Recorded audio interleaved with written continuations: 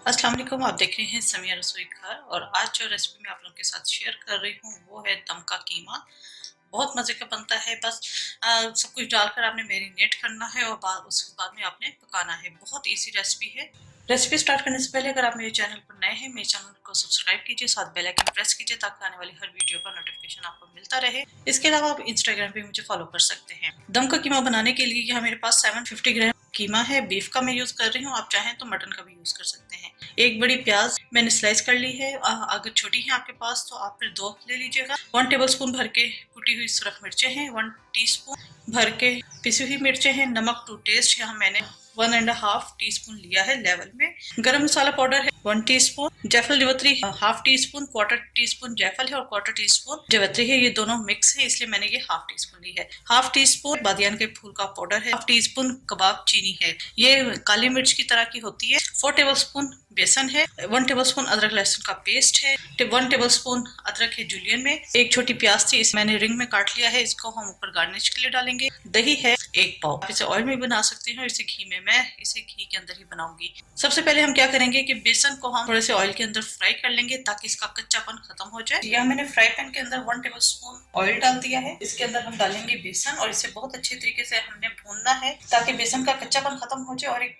बहुत अच्छी खुशबू इसके अंदर से आना शुरू हो जाए। बहुत हल्की हीट पर हमने इसे पकाना है, बेसन जलाना नहीं है। जी, ये बेसन भुन चुका है, बहुत अच्छी इसके अंदर से खुशबू आना शुरू हो गई है। मैं यहाँ चूल्हा इसका बंद कर दूंगी और इसे हम थोड़ा सा ठंडा होने के लिए रख देंगे।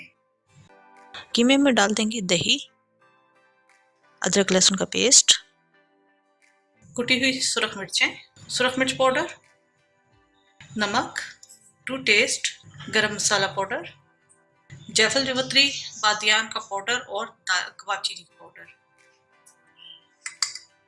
इनको हम अच्छे तरीके से मिक्स करेंगे।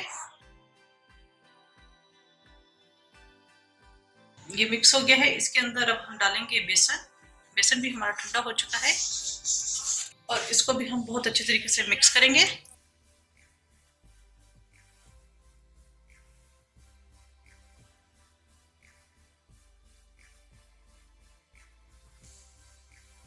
बेसन डाल के भी इसे अच्छे तरीके से मिक्स कर लिया है। इसको हम मैरिनेट होने के लिए रख देंगे 1 घंटे के लिए।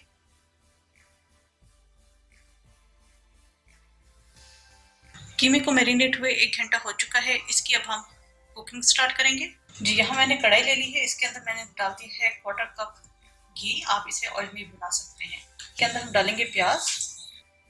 लाइट गोल्डन होने तक इसे फ्राई करेंगे। जी, ये प्याज फ्राई हो चुकी है। इसके अंदर हम कीमा ऐड करेंगे।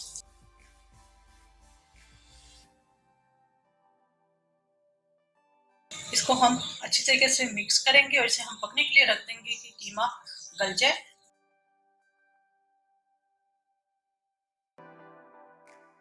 7 से 8 मिनट मैंने ये कीमा पकाया है। बीच बीच में आपने चम्मच जरूर चलाना है क्योंकि बेसन इसके अंदर डाला हुआ है, बेसन नीचे लग जाता है। तो ये कीमा हमारा तैयार हो चुका है।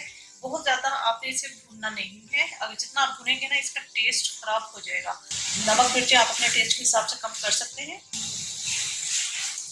ठीक है, ये हमारा कीमा तैयार हो चुका है और इसे हम सर्विंग प्लेट में निकालेंगे।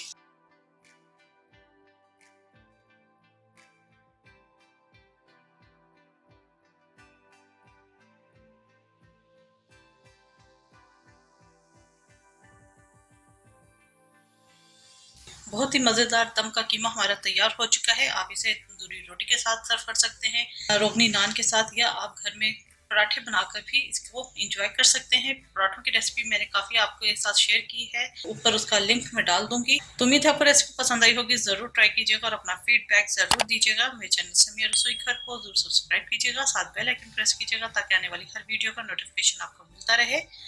अपनी दुआओं में मुझे याद रखिएगा। अपना बहुत ज़्यादा ख्याल रखिएगा। Thank you for watching. खुदा हाफिज़।